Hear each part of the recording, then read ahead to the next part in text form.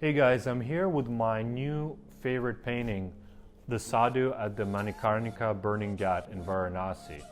So what this place is, it's a very peculiar place that my friend Jordan and I traveled to as we went across India for 2 months. I would say that this place was the most memorable one for us. And what it is that it's a place where bodies are cremated at all hours of day and night in order to break the cycle of rebirth and attain moksha. So in Hinduism, what you want to do is you want to stop reincarnating, and that is determined either by your karma or by if you met your end on the shores of Varanasi, which will break the cycle faster. So that's why scores of elderly across the entire country to stay on the shores of Varanasi and await their last day there, so that when they pass away, they'll be cremated and not go through rebirth. This place is actually a bit of a dangerous place to take reference photos at, because there's some gangsters there that prevent you from doing it by trying to extort you and get physical on you and things like that. So to avoid that, my friend and I, we had to come back at 5 a.m. at first light before they showed up to take in the scene. And you know, they're working at all hours of day and night, so either way there were bodies being burnt and we were able to get our reference. So this video, when I edited the entire process of this 80-hour painting, it came out to be a little bit too long for YouTube.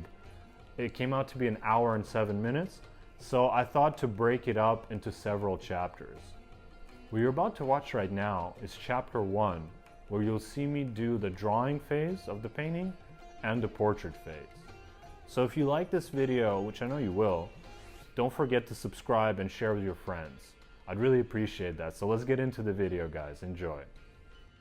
I start off as usual by marking down some measurements that I took in the photo. How many inches is the head down from the top of the canvas? How tall is the tower? Things like that. How far away the edge of his arm is from the side of the canvas. So I put down about 5 of such dots that place edges of things, and then I just go in and I paint freehand from there. I don't want to see the glaring white of the canvas, so I stained it with some transparent brown oxide and rubbed it out with a cloth. When that stain is dry, I immediately start painting opaque right on top of it. In this case, I started with the headdress, since it's very colorful and I was just excited to paint it. It's always a good idea to start with the most obvious colors as well as the lightest highlights and darkest darks.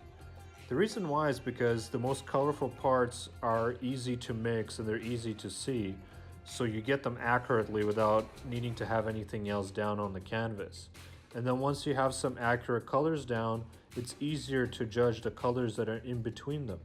For example, if you put the lightest highlight and the darkest dark on the skin, it will make it much easier to measure the halftones that are in between them. This is a tip that's popularized by Richard Schmidt. The eyebrows are painted by first layering on the darks, and then on top of that, I slowly go in with a small brush and very carefully put in the specific white eyebrows that are very white because they have a little bit of ash on them. This ash is supposed to be created from the cremated bodies at the Ghat. One of the hairs in his eyebrow casted that really cool shadow that I'm working on right now. I'm very fond of that one. In general, I prefer to build up the flesh tones by going from dark to light. I put down the initial dark base, and then I add these highlights to make the form.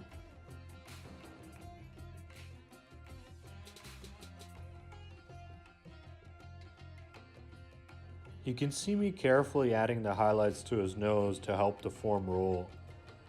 I add them carefully, thinking about the shape of the highlight, the value of it, the temperature of the color, as well as the edge of the highlight. Getting all those factors right is key to making the form roll correctly. It is time to start painting the strands of ash that cover his face. The ash is made of cremated bodies that were burned at the Ghat nearby, and in mythology terms, This ash is created by the power of his thought, or perhaps the opposite of thought, by the power of his presence. You can see me flipping the brush around as if I'm having a seizure, and that's because I'm trying to get a perfect handhold on the brush to make that critical stroke. The trick here is to use the texture of the canvas and the paint underneath to kind of dry brush this ash on to give it that feeling of ash on top of skin instead of some crazy overblown highlight or something like that. Dry brushing lets you see the texture of the paint underneath, and it deposits the paint on the grooves of the texture that is under it. So to do dry brushing correctly, it helps if the layer underneath is a little bit dry, but that's not even necessary. You could just lightly deposit the paint on the top layer by dragging the brush very softly, barely touching the paint underneath. And then you get the nice splintery dry brush effect. It also helps to vary the edges of these shapes of ash. So in some places to make them softer and keep them sharp in some other places. I'm building up the highlight using a very destroyed old bristle brush that gives me a nice hairy texture. And I'm making sure to be respectful of the color temperature of the highlight, which is colder. I'm just touching the tip of that same brush to the skin, and the irregularity of the brush helps make those random ash marks that are perfect.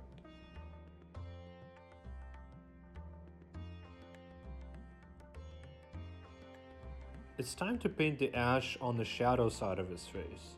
Obviously the lightness of this ash will be significantly darker than the ash we've painted previously on the lid side of his face. But not only that, but also the edges of this ash will be softer because it's contained all within the shadow, and the contrast between the lights and the darks inside that shadow is less, which makes for softer edges as well. I'm using a couple of old brushes here whose hairs are actually quite irregular from age. This helps to add an organic texture, but it also helps with creating the softer edges that we need in the shadow. A lot of times the darks of the nostrils create a very sharp mark, even when it's inside the shadow, I find. I think it's because the form is turning away so abruptly that it creates a sharper edge. After setting up the structure of his face, I start thinking about rendering out the eyes. Now, why did I leave the most important part of the portrait for so long into the process? It's because when I read about John Singer Sargent's process, he often said it's more important to build up the structure of the skull, the cheeks, the jaw, and the chin, and the eye sockets all around the eye first, so that when you paint the eye in, it's like plopping an egg into the skillet. It just fits perfectly. And Sargent's the man, so I'm not one to argue, and I found that his advice holds true. And you can see that on the other side we don't have an eye painted in yet, but we still have the likeness of the model if you were to see the reference photo. So Sargent was right. When painting an eye that's inside shadow, you have to be very careful with the values and the edges. For the values, you don't want the white of the eye to jump out of the shadow by painting it too light. The white of this eye is barely lighter than the dark around it. It's just a slight shift in temperature and a tiny shift in value. As for the edges, since the eye is in shadow, it's better to keep them all soft, except you're allowed to put in a very sharp highlight because the eye is wet, so it produces sharp highlights on it. I'm just carefully building up the many layers of the eyebrows. The hair of his eyebrows is black, but since he's covered in ash, some of the key hairs in the eyebrows are white. So I'm just building up these layers and try to get that feel of all those textures in there. If you want your mark to be very thin like this, you have to press very lightly. So you're just depositing paint with the last longest hair of your brush. This piece of ash must have caught the sun at a 90-degree angle, so it's very bright and sharp against the skin.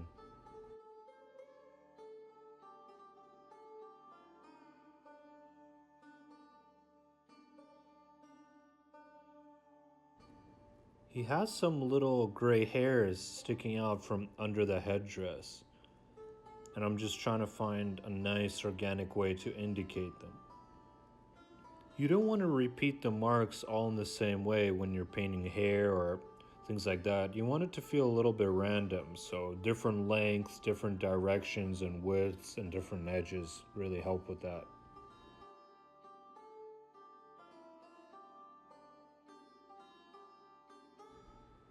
This particular area of ash is a little bit interesting because the way it separates indicates creases in his skin. So I wanted to make sure to denote that. Adding the strong highlight to the nose is particularly satisfying because it really helps bring the nose forward towards us. And I'm finally ready to start painting the other eye. I start with the dark lines that will show its shape, and then after that I'm going to paint the whites of the eye into it and the iris.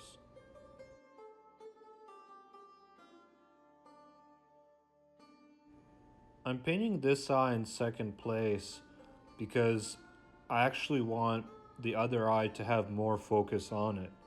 When we're looking at a person, we can only focus and pay attention to one of their eyes, so it doesn't make sense to render both eyes equally.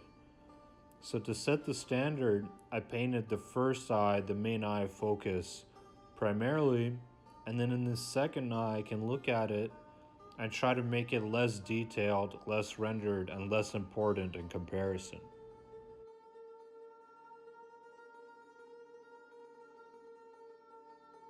I'm carefully denoting the reflect light on his eye. So he has a little bit of a tiny gray reflect light, and then followed by this strong and sharp white highlight on top of it. In this case, you gotta make sure to not make the highlight too big. In real life, the highlights are a lot smaller than you think, so it's better to err on the side of the too small when it comes to your highlights on the eye.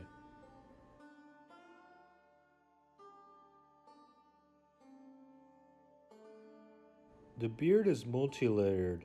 It has a lot of depth, so I build this up with different layers of values. I make it mostly all soft, but I pull out some of the key white hairs just to give it a texture. You don't have to put every hair everywhere, but if you just denote a couple of hairs here and there, it lets us generalize about the rest of the beard. Once again, this mouth is in the shadow of the beard, so when you're adding texture and highlights to his lip, you gotta be careful not to make them so light that they jump out of the shadow.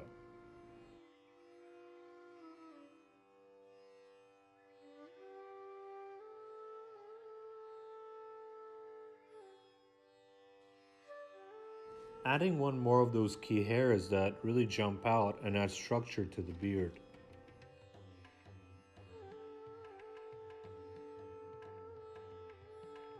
The sideburns are actually overlapping the sky, and the beard in that area is quite thin and somewhat transparent, so you want to make sure that that beard is lighter there to show that transparency. I'm not really sure what I'm doing now. Sometimes you do a lot of work, but it doesn't look like anything is happening. I'm using my messed up bristle brush to help soften and lighten the edges of the sideburns, to push that transparency against the sky. I'm making sure that the outer edges of the beard in general are quite soft, except for some specific stray hairs. Because if they're gonna be very hard, it's gonna look like a cutout that the beard is completely flat. But the beard is a 3D shape coming forward and back at us, as well as it has some transparency to it and layers. I just darkened that section of the beard near the cheek because the beard is transparent and through it you should be able to see the ear. So that's it for the portrait part of this painting. In the next chapter, we're going to paint the costume and the drapery. Don't forget to hit subscribe so when the next chapter comes out, you'll be able to catch it right away.